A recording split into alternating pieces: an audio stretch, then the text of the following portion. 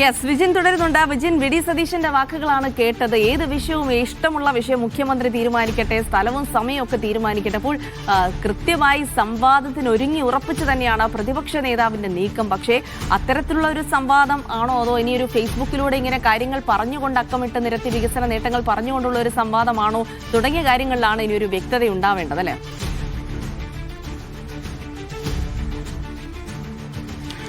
ജിൽസി, അത് തന്നെയാണ്. അതായത് ഈ ഫേസ്ബുക്കിലൂടെയുള്ള സംവാദങ്ങൾ, ചർച്ചകൾ പരസ്പരം അങ്ങോട്ടും ഇങ്ങോട്ടുമുള്ള ഇടയിലാണ് ഈ സംവാദവുമായി ബന്ധപ്പെട്ട ചർച്ചകളും നടന്നുകൊണ്ടിരിക്കുന്നത്. എന്നാലും മുഖ്യമന്ത്രിയുടെ ഇന്നത്തെ ലേഖനത്തിൽ വ്യക്തമാക്കുന്ന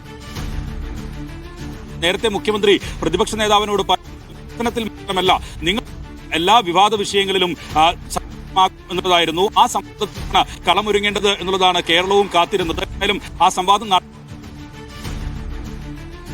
മുഖ്യമന്ത്രി പിന്നീട് മണ്ഡലത്തിലേക്കാണ് കേന്ദ്രീകരിക്കുന്നത്. മണ്ഡലത്തിലേക്ക് മറ്റ് അദ്ദേഹത്തിന്റെ മണ്ഡലത്തിലെ പ്രചാരണ പരിപാടികളിലേക്ക് ആണ് മുഖ്യമന്ത്രി പോകാൻ പോകുന്നത്. എന്തായാലും ഈ സംവാദ ചർച്ച, അത് സംവാദം നടന്നാലും ഇല്ലെങ്കിലും നിലവിൽ നടക്കുന്ന ചർച്ച അത് കേരളത്തിന് വലിയ കൗതുകമായിട്ടുള്ള കാര്യമാണ്. ഒരുപക്ഷെ നേരത്തെയൊന്നും ഇതുവരെയും നേരിട്ടൊരു സംവാദമോ അങ്ങനെയുള്ള കാര്യങ്ങളോ ഒന്നും കേൾക്കാത്തതാണ്. അതിനുള്ള അനുമതി നൽകുക, അതിന് തയ്യാറെടുക്കുക ഒക്കെ ചെയ്യുന്നത്, വെല്ലുവിളി നടത്തുക ഒക്കെ ചെയ്യുന്നത് കേരളം ഇതുവരെ കേട്ടിട്ടില്ലാത്തതാണ്. നേരത്തെ നേമത്ത് ഒരു സംവാദ വെല്ലുവിളി ഉണ്ടായിരുന്നു, അത് വി ശിവൻകുട്ടി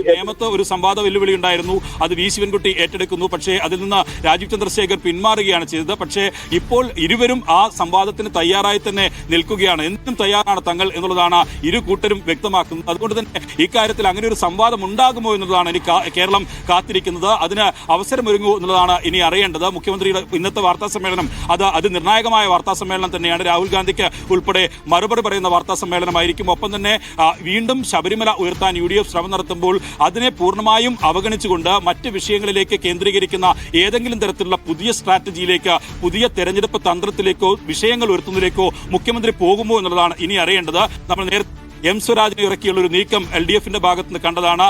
അതിലും UDFനെയും കോൺഗ്രസിനെയും അദ്ദേഹം വിമർശിക്കുന്നത് അതിൽ ഈ വയനാടുമായി ബന്ധപ്പെട്ട വിഷയത്തിൽ തന്നെയാണ്. ശബരിമലയിൽ നിന്ന് പൂർണ്ണമായി മാറുക. തദ്ദേശ തെരഞ്ഞെടുപ്പിലെല്ലാം വലിയ തിരിച്ചടി സ്വർണ്ണക്കൊള്ള ഉയർത്തിയപ്പോൾ അത് LDFനുണ്ടാക്കിയത്. അതുകൊണ്ട് തന്നെ ഇനി UDFന്റെ അവസാന ലാപ്പിലെ പ്രചാരണം ഒരുങ്ങുമോ എന്നുള്ളത് കൂടിയാണ് രാഷ്ട്രീയ കേരളം ഉറ്റുനോക്കുന്നത്. അങ്ങനെയാണെങ്കിൽ അത് ചരിത്രമാകും. തലയെടുപ്പുള്ള രണ്ട് പ്രബലരായ നേതാക്കൾ വികസനവുമായി ബന്ധപ്പെട്ട, വികസനം മാത്രമല്ല എന്നുള്ളത് മുഖ്യമന്ത്രി പറഞ്ഞിട്ടുണ്ട്, എല്ലാ കാര്യങ്ങളും സംവാദത്തിൽ വരണം. അത് UDFനെ പ്രതിക്കൂട്ടിലാക്കുന്ന പല കാര്യങ്ങൾ കൂടി വരണമെന്ന് തന്നെയാണ് മുഖ്യമന്ത്രി ഉദ്ദേശിക്കുന്നത്. അപ്പോൾ നേരിട്ടൊരു സംവാദമുണ്ടോ? അപ്പോൾ മുഖ്യമന്ത്രി ഇപ്പോൾ ഫേസ്ബുക്കിലൂടെ മറുപടി പറയുന്നത് പോലെയുള്ളതാണോ തുടങ്ങിയ കാര്യങ്ങളിലൊക്കെ ഒരു വ്യക്തത ഇന്നിപ്പോൾ മുഖ്യമന്ത്രി 10 മണിക്ക് മാധ്യമങ്ങളെ കാണുമ്പോഴുണ്ടാകും. കാരണം മുഖ്യമന്ത്രിക്ക് ഇന്നലെ തെരഞ്ഞെടുപ്പ് പ്രചാരണത്തിനെത്തി രാഹുൽ ഗാന്ധി പറഞ്ഞ പല കാര്യങ്ങളിലും മറുപടി പറയാനും ഉണ്ടാകും. അത് ഡീൽ ആരോപണം അടക്കം, സ്വർണ്ണക്കൊള്ള അടക്കമുള്ള ആരോപണങ്ങൾ ഉന്നയിച്ചുകൊണ്ട് കത്തിക്കയറിയിരുന്നു ഇന്നലെ രാഹുൽ ഗാന്ധി. അതിനടക്കം മറുപടി പറയും.